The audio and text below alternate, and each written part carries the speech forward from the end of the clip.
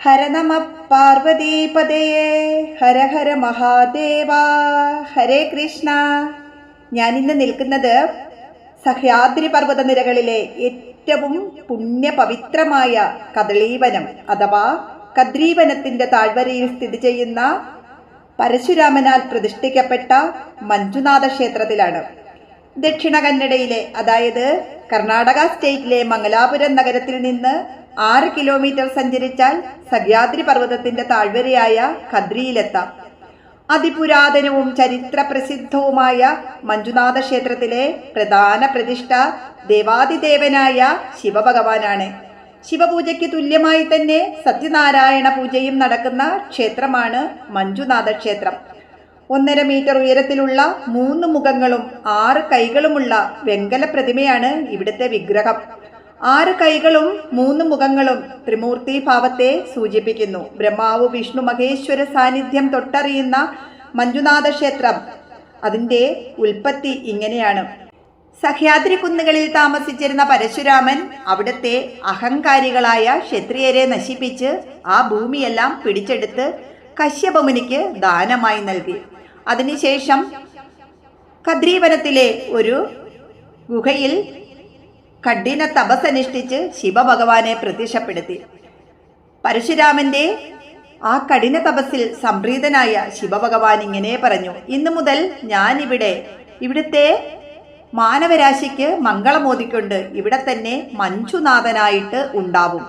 എനിക്ക് ഇവിടെ ഒരു ക്ഷേത്രം പണിയുക. അങ്ങനെ നേത്രാ നദിക്കരയുടെ തീരത്ത് അദ്ദേഹം ഒരു ക്ഷേത്രം പണിയാൻ തീരുമാനിക്കുകയും വരുണനോട് സ്ഥലം വിട്ടുതരണമെന്ന് ആവശ്യപ്പെടുകയും ചെയ്തു. വരുണനാകട്ടെ കേട്ട ഭാവം നടിക്കാതെ നിൽക്കുകയും ആ ഭാർഗവരാമൻ തൻ്റെ മഴുവെടുത്തെറിഞ്ഞ് സമുദ്രം ഒരു ക്ഷേത്രം പണിയാനുള്ള സ്ഥലം കണ്ടെത്തുകയും ചെയ്തു. അങ്ങനെ വിശ്വകർമാവിൻ്റെ സഹായത്തോടുകൂടി അവിടെ ക്ഷേത്രം പണിയുകയും ശിവഭഗവാനെ പ്രതിഷ്ഠിക്കുകയും ചെയ്ത് പാർവതീദേവിയും അവിടെ വന്ന് കുടിയിരിക്കുകയും ചെയ്തു എന്നാണ് പറയുന്നത്. 10-ാം നൂറ്റാണ്ട് വരെ ഇതൊരു ബുദ്ധമത കേന്ദ്രമായിരുന്നു. പിന്നീട് ആലുവ രാജവംശത്തിലെ കുന്ദവർമ്മ രാജാവാണ് ഇതൊരു ശിവക്ഷേത്രമാക്കി മാറ്റിയത് എന്ന് പറയുന്നു. ഇവിടുത്തെ ഏറ്റവും വലിയ പ്രത്യേകത ക്ഷേത്രത്തിൻ്റെ പിന്നിലെ മലഞ്ചെരുവിൽ നിന്ന് ഒരിക്കലും നിലയ്ക്കാതെ പ്രകൃതിദത്തമായി ഒഴുകി വരുന്ന നീരുറവയാണ്.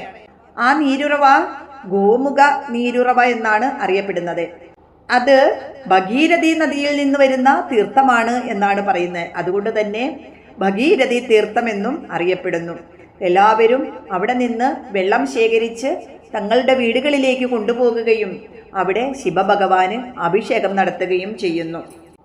പണ്ട് ഉത്തരേന്ത്യൻ സംസ്ഥാനത്തു നിന്നും അതുപോലെ ലോകത്തിൻ്റെ എല്ലാ ഭാഗത്തു നിന്നുമുള്ള ബുദ്ധസന്യാസിമാർ ഈ കദ്രി കുന്നുകളിൽ വന്ന് താമസിക്കുകയും ആ താമസ സ്ഥലത്തിന് ജോഗികുണ്ട് എന്നാണ് അറിയപ്പെടുകയും ചെയ്തിരുന്നത്.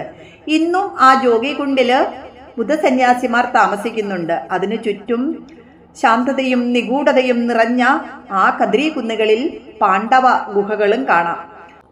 ആ സന്യാസിമാർ ഉരുക്കഴിക്കുന്ന സപ്തകോടി മന്ത്രങ്ങൾ, അതിൻ്റെ പ്രഭാവലയത്താൽ തീർന്ന സപ്തതീർത്ഥങ്ങളും ആ കദ്രി കുന്നുകളിൽ ഇന്നുമുണ്ട്. കദ്രിമലയിലെ 7 തീർത്ഥങ്ങളിലെ ജലവും ഗോമുഖ നീരുറവയിൽ എത്തുന്നു എന്ന് പറയപ്പെടുന്നു.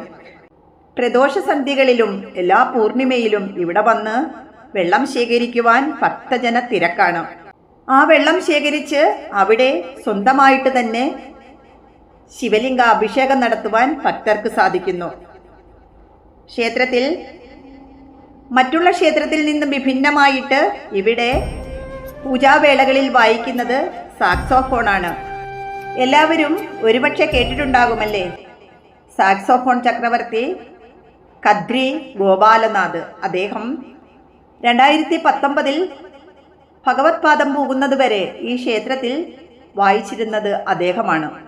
ഇപ്പോൾ അദ്ദേഹത്തിൻ്റെ ശിഷ്യന്മാരാണ് സാക്സോഫോൺ വായിക്കുന്നത്. എല്ലാവർക്കും ഒരിക്കലെങ്കിലും ഈ മഞ്ജുനാഥ ക്ഷേത്രത്തിൽ പോകുവാനും അവിടുത്തെ ആ സഹ്യാദ്രി പർവ്വത നിരകളിലെ കാറ്റേൽക്കുവാനും ഒക്കെ സാധിക്കട്ടെ. ഒരിക്കലെങ്കിലും എല്ലാവരും പോകുക. ഹരേ കൃഷ്ണ. ഹര ഹര മഹാദേവ നമ പാർവതീപതയേ. വന്ദേ ശംഭുമുമാപതിം സുരഗുരും വന്ദേ ജഗത്കാരണം വന്ദേ പന്നകഭൂഷണം മൃഗധരം വന്ദേ പശുനമ്പതിം വന്ദേ സൂര്യശശാങ്കഭഗ്നിനയനം വന്ദേ മുകുന്ദപ്രിയം വന്ദേ ഭക്തജനാശ്രയം ച വരദം വന്ദേ ശിവം ശങ്കരം. ഓം നമഃ ശിവായ. ഓം നമോ നാരായണായ. ഓം നമഃ ശിവായ. ഓം നമോ നാരായണായ. വന്ദേ ശംഭുമുമാപതിം സുരഗുരും വന്ദേ ജഗത്കാരണം വന്ദേ പന്നകഭൂഷണം മൃഗധരം വന്ദേ പശുനമ്പതിം വന്ദേ സൂര്യശശാങ്കഭഗ്നിനയനം വന്ദേ മുകുന്ദപ്രിയം വന്ദേ ഭക്തജനാശ്രയം ച വരദം വന്ദേ ശിവം ശങ്കരം.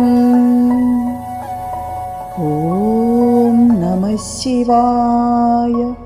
ഓം നമോ നാരായണായ. ഓം നമഃ ശിവായ. ഓം നമോ നാരായണായ.